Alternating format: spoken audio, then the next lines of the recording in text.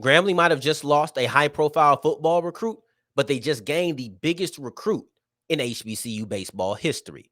Oh, yeah, it's Locked on HBCU. Play my music. Locked on HBCU, your daily podcast covering HBCU sports. Part of the Locked On Podcast Network, your team every day.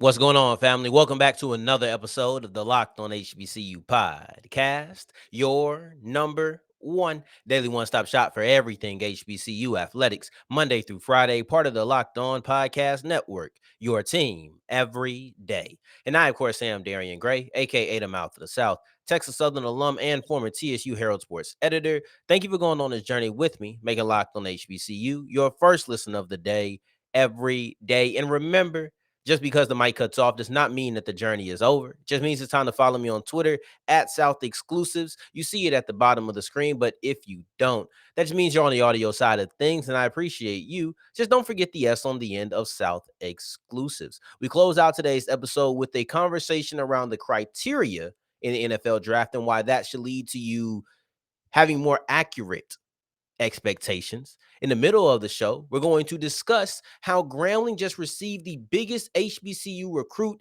in HBCU baseball history. But we start off with Grambling losing a high-profile recruit, but this time it's in football. And I know that's going to be the one that gets all of the buzz. I know that that's going to be the one that people talk about, even though I think in the midst of the draft, it kind of got lost in the shuffle. And the draft is such a big event that might have been the reason both of these Grambling stories weren't that big. But this is about Phaizon Wilson, the wide receiver out of Texas. His departure is not only a big blow for Grambling, but a big blow for all HBCUs. Now, I could even argue it's a bigger blow for HBCUs than it is for Grambling. And you heard me talk about this for, 2 days? Now this is the third day talking about this move. But the day is finally here for us to be able to talk about it. And I'm happy to discuss this because I want to illustrate this picture.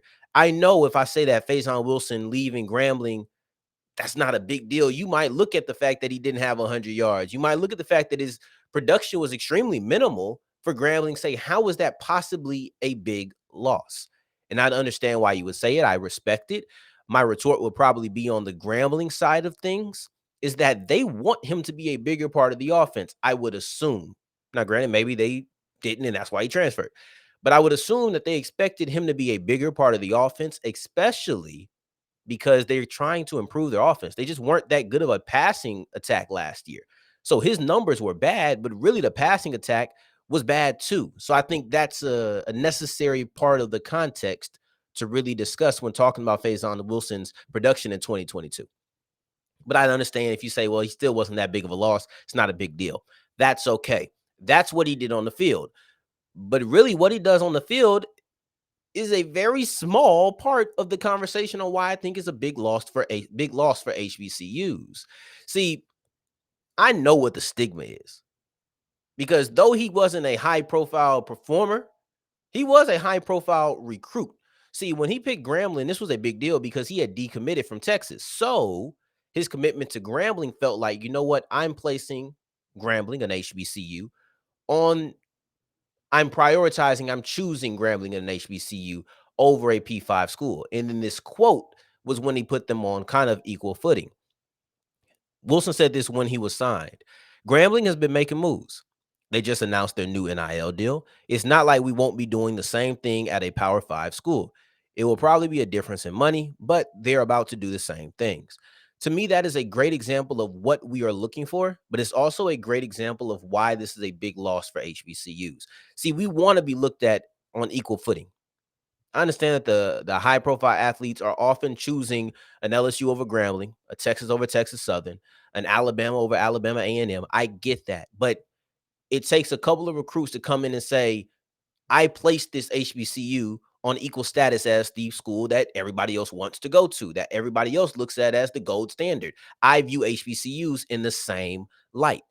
And part of viewing it in the same light is being up to date, and is part of it is being I guess, not looking like a little brother, not being slow to the party. So when they have NIL deals at these schools, Grambling having an NIL deal really probably did favors for him. And I think it made them attractive to a lot of recruits.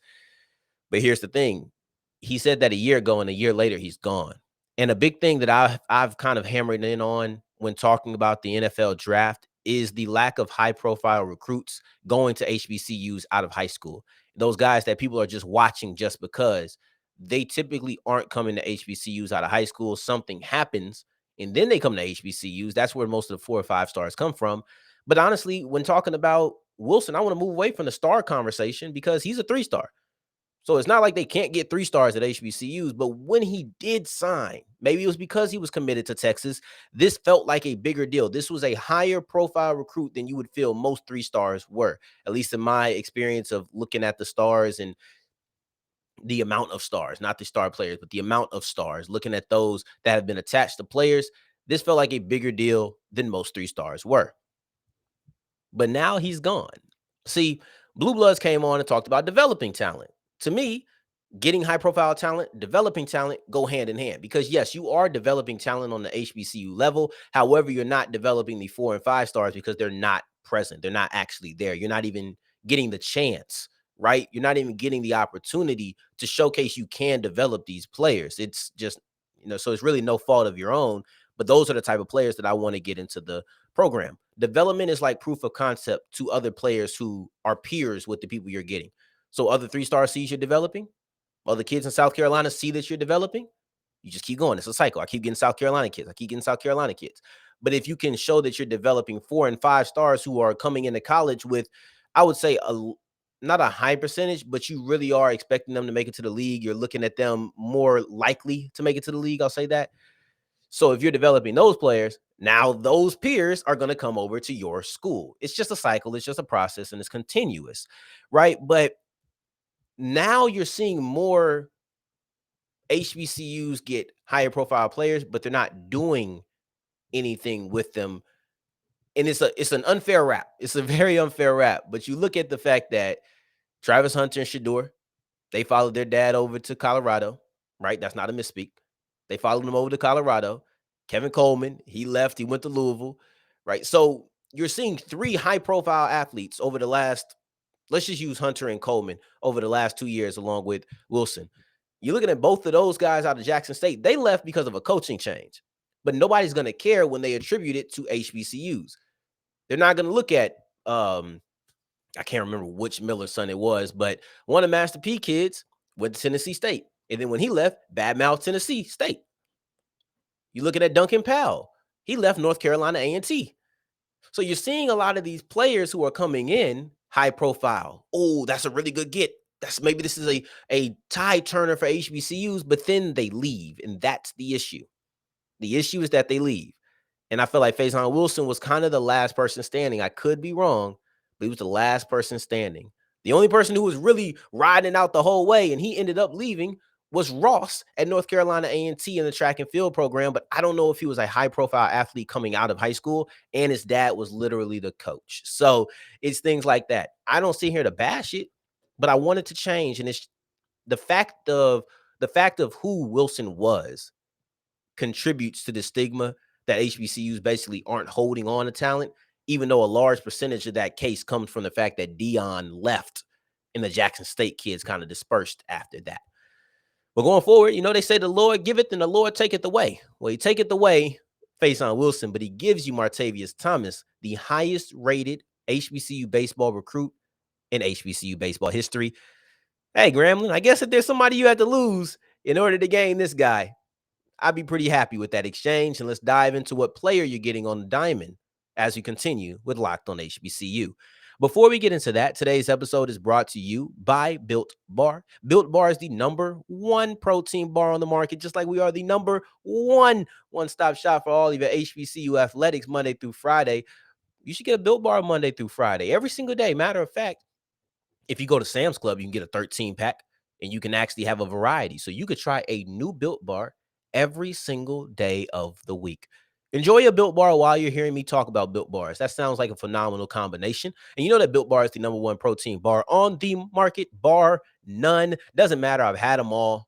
There's not another protein bar that infuses taste with value, with nutrition. It just doesn't exist. A lot of them try, but they're not good. And the ones that aren't healthy for you, we call those candy bars. Meanwhile, candy bars that are healthy for you or protein bars that are tasty for you, we call those Built Bar. Go to built.com/locked on. Use the promo code LOCK15 and you'll get 15% off your offer.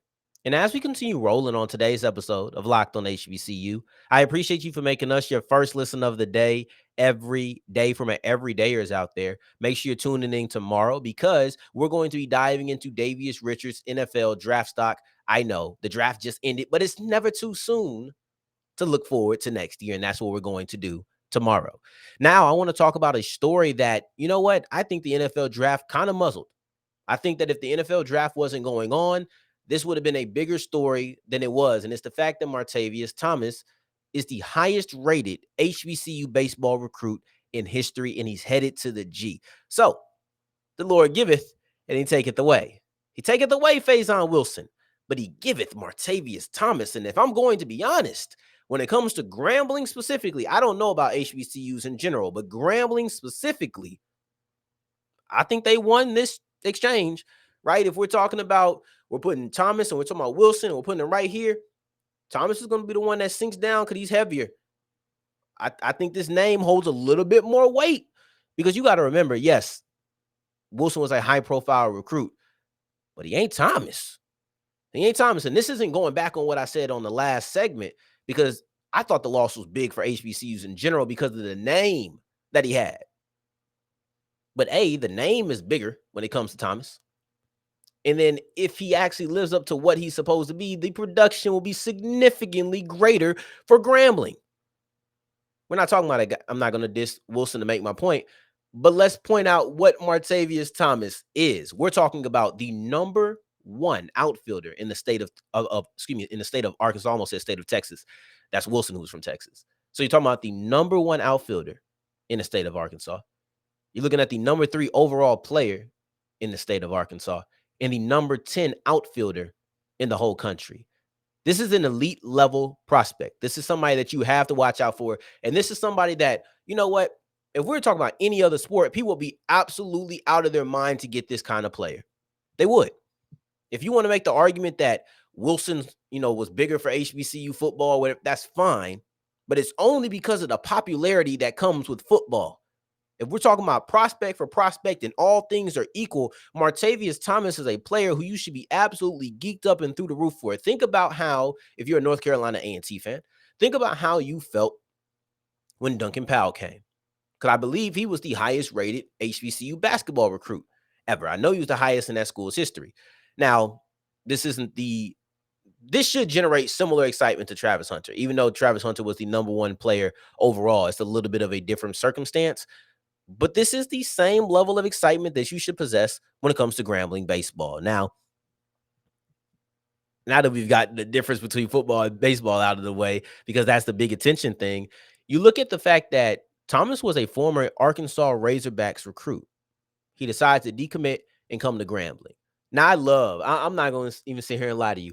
I think I love a commit who decommits and then comes to a HBCU even more. It's not crazy difference, but something about saying, you know what, I was going to go here, but nah, I'd rather go to this HBCU. It just, I don't know, maybe it does something for me. It doesn't do anything for you, but it does something for me.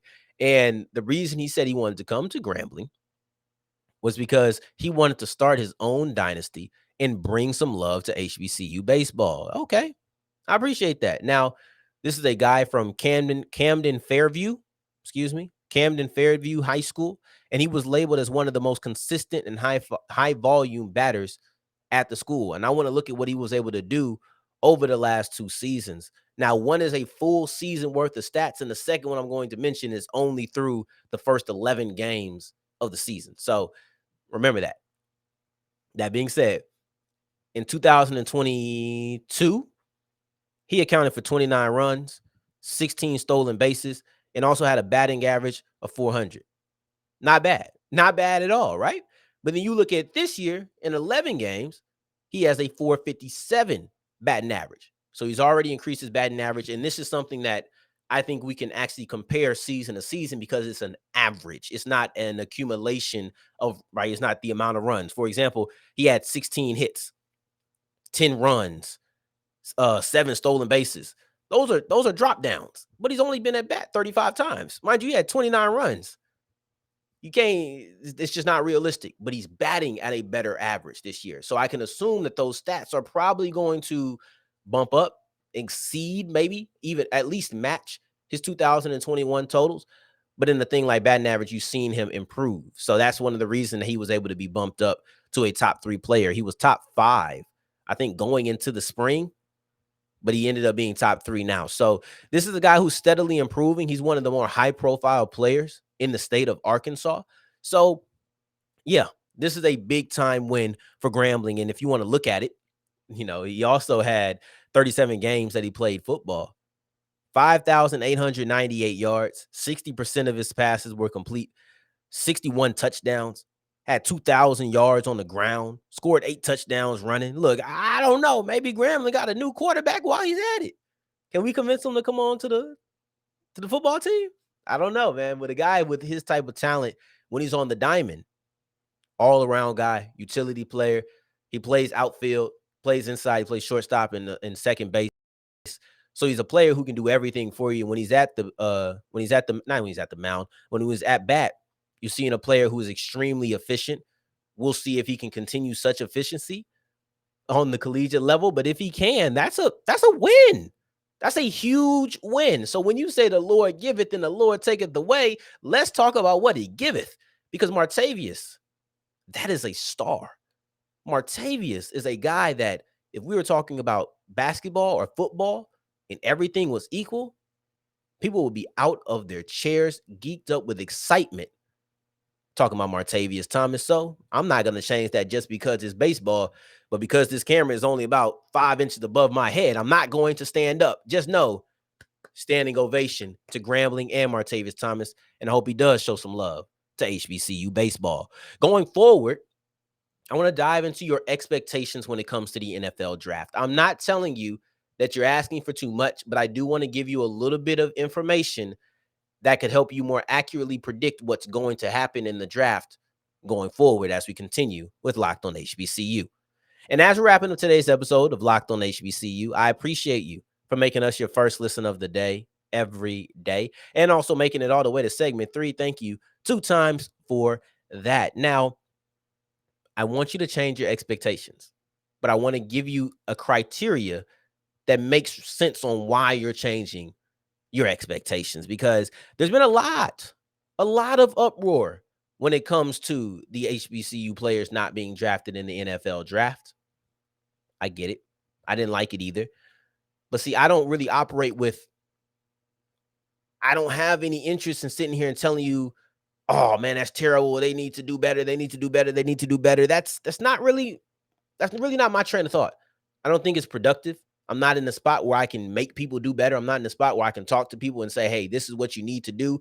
I'm sitting here talking to you. So I'd rather look inward to where we stand and hopefully inspire you to do that as well and see some of the things that you can do. So I'm looking inward as far as my conversation, not as far as what HBCUs can do, what colleges need to do. I did that over the last couple of days. But now I'm speaking to you. I'm speaking from my own point of view. I have some new information because I was talking to Blue after the show, because I don't know what you think happens, but it's not like I say peace and then click, we're gone forever. I always thank them for coming on the show. So, but I always thank my guys for coming on the show, but we also have a conversation 9 times out of 10, as long as both of us have the time to do it. But when I was talking to Blue yesterday after the show, this was something that came up, and he talked about how he was talking to either a scout or an agent or something of the sort, right? And he said that that personnel told him that basically there's 2 boxes when it comes to HBCU, or excuse me, FCS athletes: measurements and testing. And it was either they have to check both of those boxes or they can't. Either they have to check both of those boxes or they have to make sure that they do not leave both of those boxes unchecked. And I'll be honest with you, regardless of you have to check them both or you can't have them both unchecked, The top 3 prospects didn't have either one of those checked. Mark Evans, Isaiah Land, Aubrey Miller, neither one of them had a measurement box checked or a testing box. Now, the measurements is just your size. It's the pure size. And then you're looking at testing, that's like 40, the shuttle, the broad, the vert. You look at those things. But Mark Evans, his size concerns are the reason he was going to have to go over from being a tackle to a guard. Isaiah Land, we already know his size concerns. And Aubrey Miller wasn't that big either. He's built well, but at 225, 230, it's like you're not the greatest NFL linebacker size. You're not overly small, like you're not Isaiah Land small, but you're probably a little below average, you know? So, and this isn't me turning my back on anybody. It's just the fact that I look for understanding.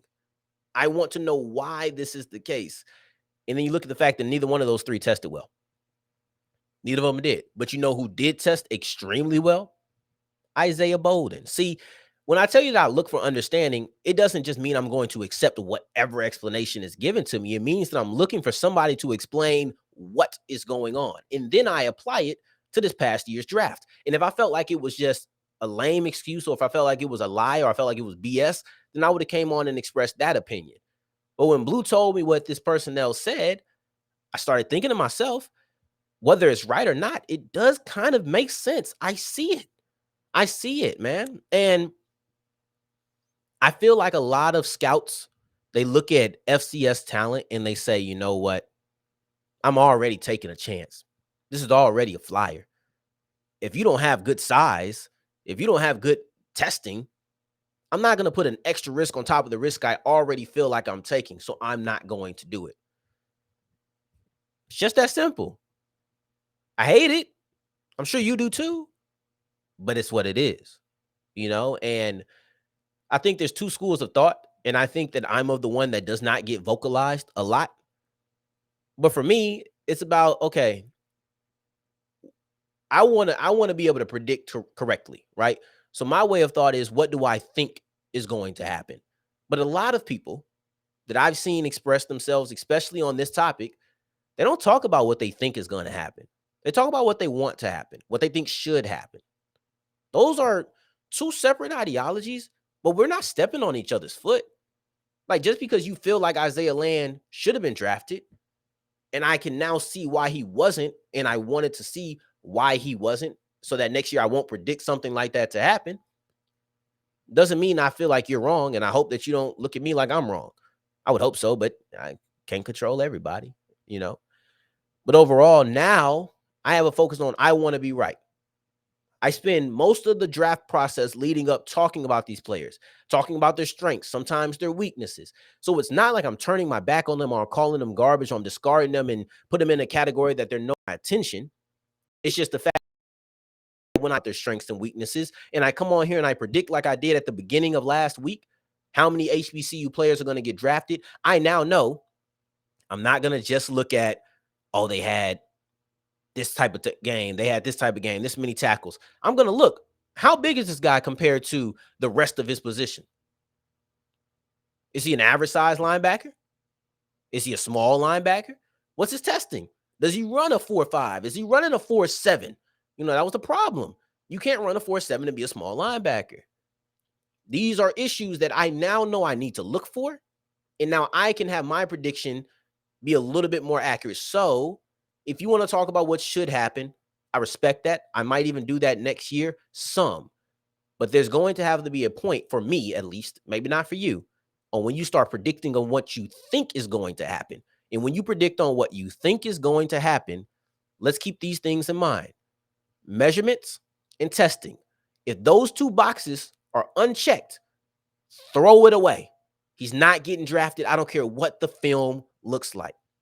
Now, if he only checks one of those boxes, we'll have to see. I don't know which one's more valuable, but all I do know is that those 2 boxes come before the game tape. Doesn't sound right, does it? But like I told you yesterday, fair has never been a requirement for the truth. Now, one thing that is fair is making me your first listen of the day every day. So I hope that you're doing that. I hope that when you tell me you do it, you're telling the truth. That's fair and truth at the same time. We like that. So continue making us your first listen of the day every day. On tomorrow's episode, we'll be diving into Davius Richards' draft stock and then also looking at some of the FCS quarterbacks who have been drafted in the past, just to be able to get a full scope of the picture of what Richard is going to be dealing with in the 2024 NFL draft. In the meantime, in between time, if you're looking for me, you can find me on Twitter at South Exclusives. Until the next time that we hear each other, family, take care, stay blessed. Peace.